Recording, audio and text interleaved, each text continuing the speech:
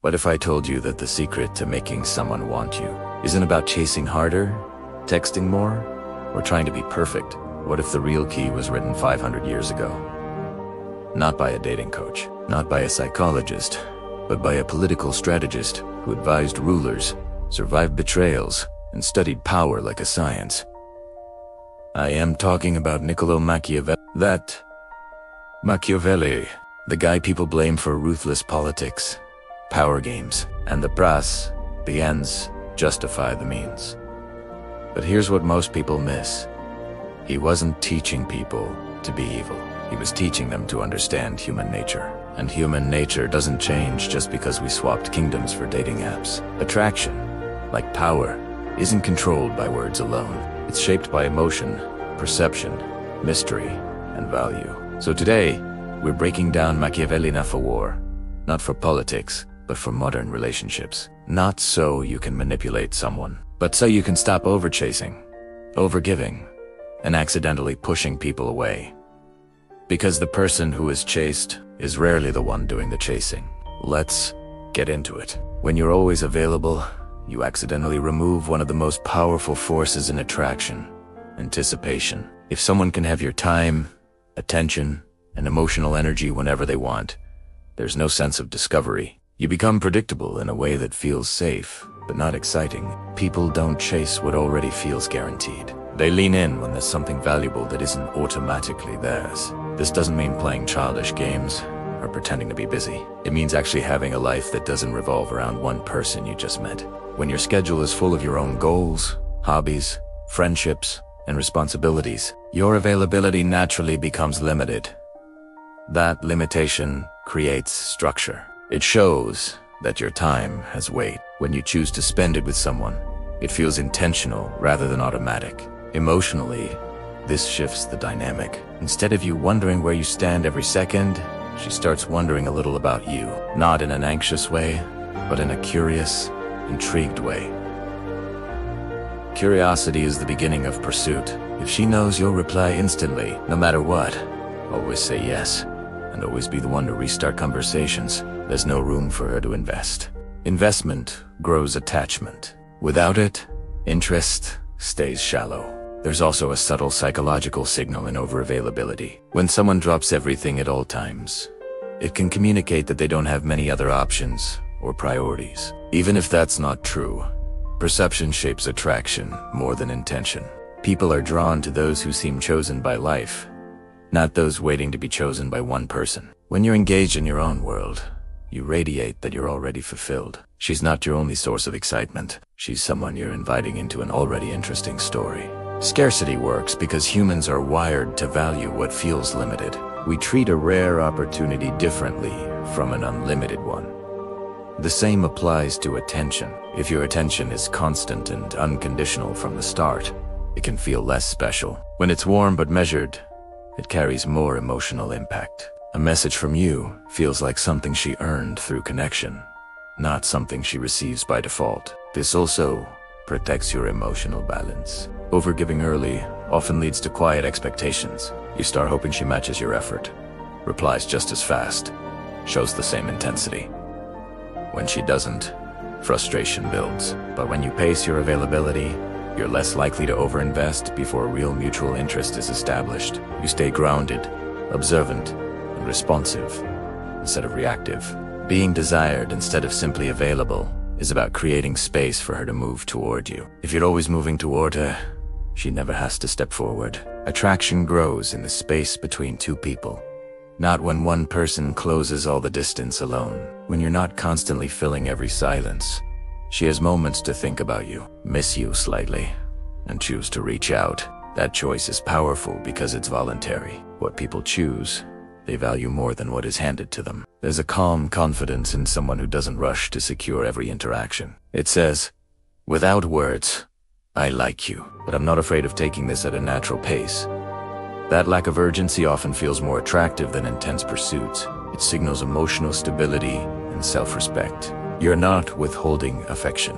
You're allowing connection to develop at a rhythm where both people can step in equally. Over time, this balance builds a healthier dynamic. She experiences you as someone present and engaging, but not clingy or dependent. Your time together feels like a highlight, not an obligation. Because she doesn't feel crowded, she has room to feel desire. And desire is what makes someone lean forward, initiate, and invest more of their own energy into the connection. Have you ever tried to figure out why you're attracted to someone? Did you make a list? Good job. Great sense of humor.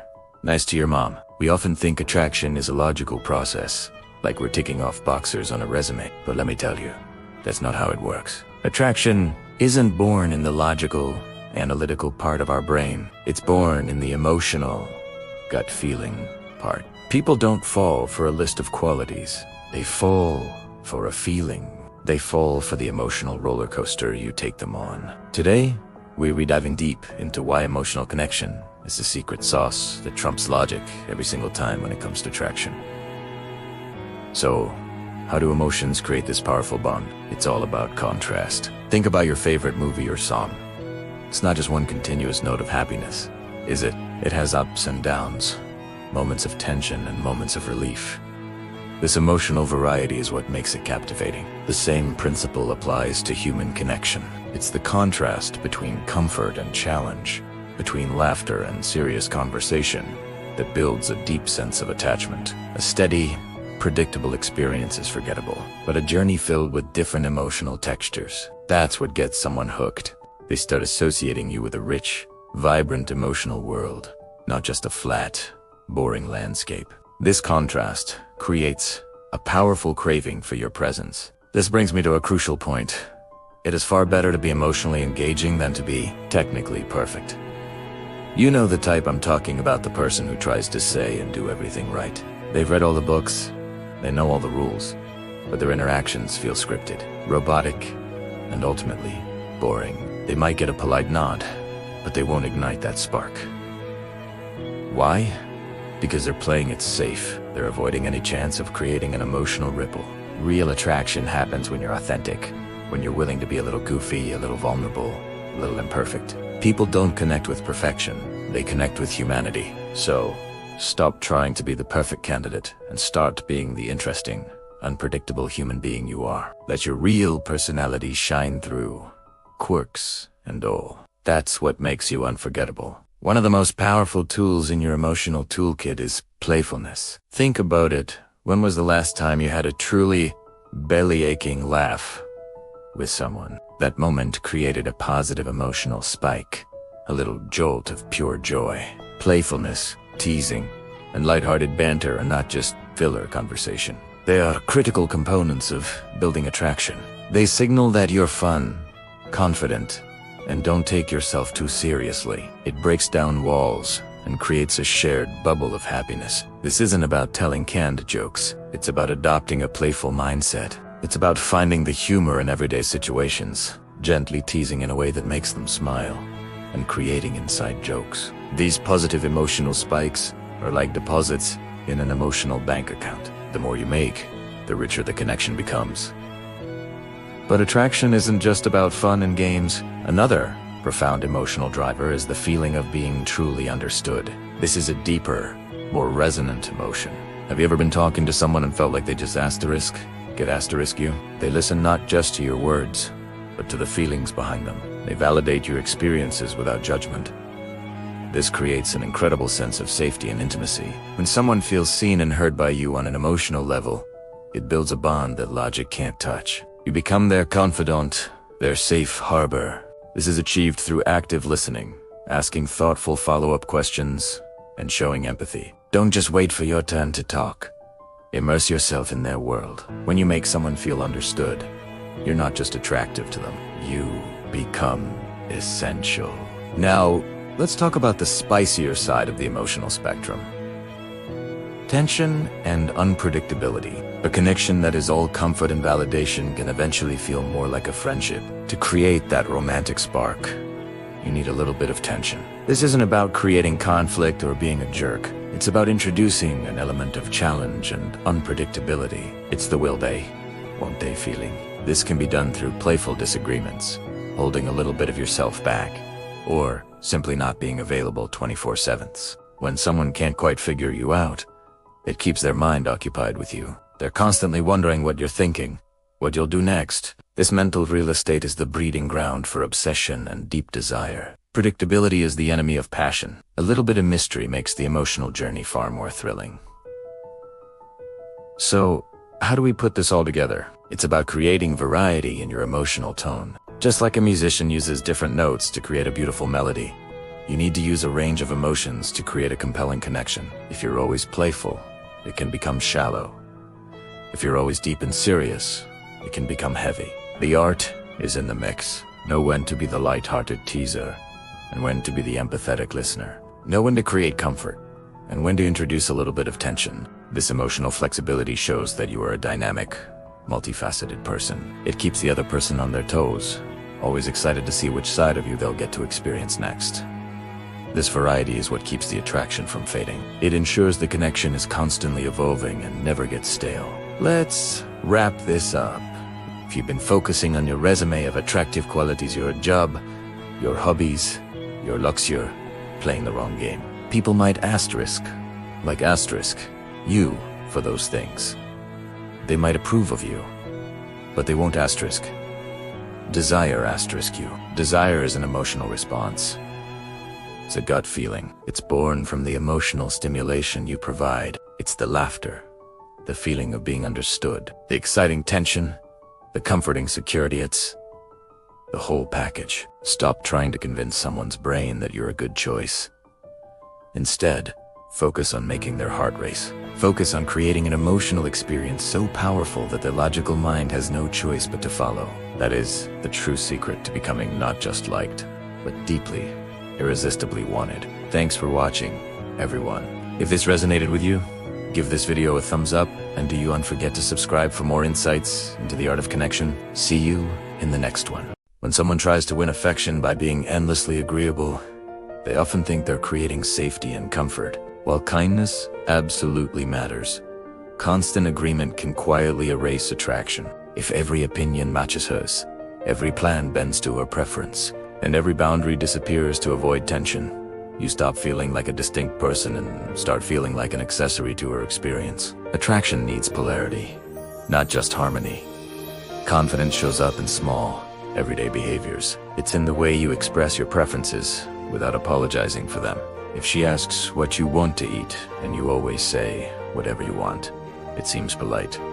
But over time, it signals a lack of direction. Compare that to calmly saying, I'm in the mood for tacos, but if you're craving something else, we can figure it out. That response shows leadership and flexibility at the same time. You're not controlling, but you're also not disappearing. Respect grows when someone feels your presence is solid. If teasing crosses a line and you laugh it off even though it bothers you, you teach her that your boundaries are movable. When you can smile and say, hey, I know you're joking, but not my favorite one. You communicate self-respect without aggression. That steadiness is attractive because it feels grounded. She doesn't feel like she's walking on eggshells, but she also knows she can't push you around. Being overly nice often comes from a fear of rejection.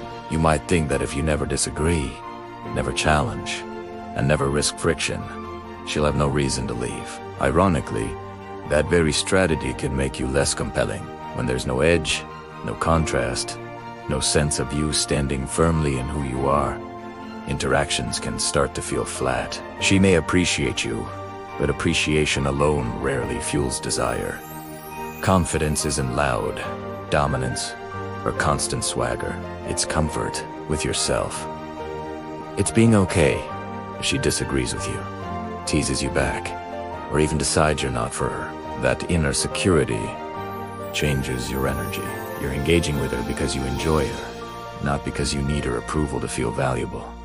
That difference is subtle but powerful. People can feel when they're being chosen from abundance versus being clung to from scarcity. Playful challenge is one of the most attractive expressions of confident warmth. If she says she's never late, and you grin and say, I'll believe that when I see it, you're not attacking her.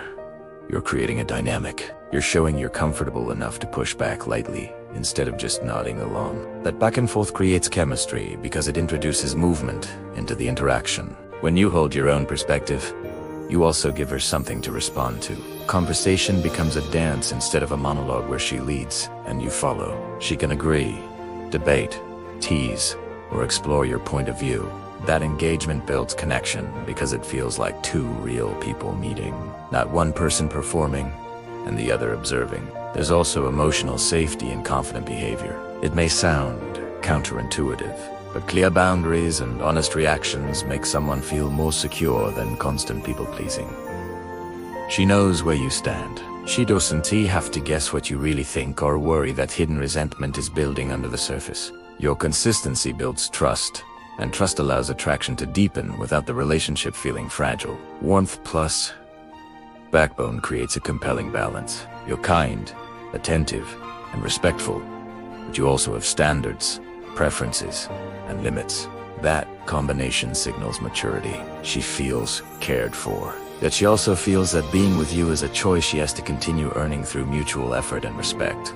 Predictability feels safe, but too much of it quietly drains excitement. When every message arrives at the same time, every date follows the same structure, and every reaction is easy to anticipate, interactions start to feel routine instead of electric. Humans are wired to pay attention to change. The brain perks up when something breaks a pattern, even in small ways. That spark of surprise creates emotional alertness, and emotional alertness is closely tied to attraction. Being slightly unpredictable doesn't mean being unreliable or playing hot and cold games.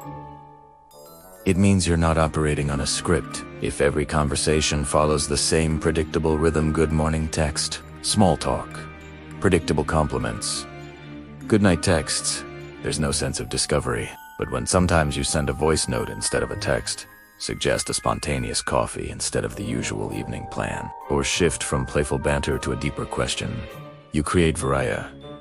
Variety keeps interactions feeling alive. One reason unpredictability works is because it interrupts emotional autopilot. When someone knows exactly how you'll respond, they stop paying full attention. Their mind fills in the blanks before you even speak. But when your reactions have nuance and range, she stays mentally present. She wonders a little what you'll say next, how you'll react, what mood you'll bring. That gentle uncertainty pulls focus toward you. This also ties into mystery. Mystery isn't about hiding your life or being evasive. It's about not laying every card on the table immediately. When you reveal everything about yourself in the first few conversations, you're a full history. Your feelings, your daily routine, there's nothing left to unfold. Connection feels like it peaked too early. But when parts of your personality, stories, and perspectives come out naturally over time, she feels like she's discovering you layer by layer. Discovery is engaging. Instant total access is less so. Unpredictability and emotional tone can also be powerful. If you're always serious, the interaction can feel heavy. If you're always joking, it can feel shallow. When you naturally shift between light, teasing, thoughtful listening, playful confidence, and calm groundedness, you create emotional texture. She doesn't feel like she's interacting with a one-note personality. She experiences you as dynamic, which mirrors the complexity people crave in meaningful attraction. Small behavioral surprises can leave a strong impression. Maybe instead of the usual dinner, you suggest a late-night dessert spot or a daytime walk through a market. Maybe you notice she had a stressful week and show up with her favorite snack, without making a big performance of it. These gestures aren't grand or theatrical, but they break expectation in a positive way. When reality exceeds prediction, emotional impact increases. There's also an internal side to unpredictability. When your mood and energy aren't completely dependent on how she responds, you become less reactive and more centered. Some days you're more playful, some days more relaxed, some days more focused on your own projects. Because your life has multiple sources of meaning, you don't cling to a single interaction for emotional stability. That independence creates a natural variation in how you show up, and that variation feels authentic rather than calculated. Predictability often comes from trying too hard to be reassuring. You might think constant consistency proves you read dependably. While reliability matters long-term, early attraction thrives on a mix of stability and surprise. If everything is smooth and expected, there's no emotional contrast. Contrast is what creates memorable moments. A quiet pause before a smile, an unexpected compliment that's specific and observant. A sudden shift from teasing to sincere eye contacts. These small changes, in rhythm, can create a subtle charge that lingers in her mind long after the interaction ends. When you invest far more than the other person, the emotional balance shifts in a way that rarely helps attraction grow. If you're always initiating, always planning, always expressing deeper feelings first, you unintentionally create a one-sided dynamic. It starts to feel like you're retrying to convince her to like you instead of both of you discovering mutual interest at the same pace. Attraction tends to build best when investment rises on both sides gradually and in response to each other. Matching effort doesn't mean keeping score in a cold or rigid way. It means staying aware of the energy exchange. If she's replying with short, delayed messages and you're sending long, thoughtful paragraphs, there's a mismatch. If she cancels plans without suggesting alternatives, and you keep rearranging your schedule to accommodate her, the balance tips even further. Over time, this can lead to quiet resentment on your side and reduced attraction on hers, because the interaction starts to feel uneven and pressured. There's also a psychological principle at work. People value what they put effort into. When she has to take small emotional risks initiating a conversation, suggesting a plan, opening up about something personal, she becomes more invested in the connection. If you do all the emotional labor, she doesn't get the chance to build that investment. It's not that she doesn't care, it's that she hasn't had to step forward enough to feel attached. Over-pursuing often comes from anxiety about losing the connection. You might think that if you just give a little more assurance, more attention, more availability, she feels secure and choose you. But too much pursuit can actually remove the space where desire grows. When she'll never has to wonder about your interest or make an effort to maintain the connection, the interaction can start to feel passive on her side. Without participation, feelings rarely deepen. Pulling back to match her level of effort creates room for clarity. If she leans in when you lean back slightly, that's a sign of real interest. If she doesn't, that's information too. Either way, you stay aligned with reality instead of chasing a fantasy of what the connection could be. This protects your emotional well-being because you are not pouring energy into someone who isn't meeting you halfway. Silence can be uncomfortable, but it's often revealing. When you don't rush to fill every gap with another message or plan, you give her the opportunity to reach out. If she misses you, she'll show it through action. If she doesn't, you learn where you truly stand without having to force a conversation about it. Letting space exist isn't about punishment or manipulation. It's about allowing genuine interest to surface naturally. This balanced approach also changes how you feel internally. When you're not overextending yourself, you feel more grounded and less anxious about every response time or tone shift. You're participating in the connection, not trying to control it. That calm energy is attractive because it signals self-assurance. You enjoy her presence, but you're not clinging to the outcome. Healthy pursuit is reciprocal.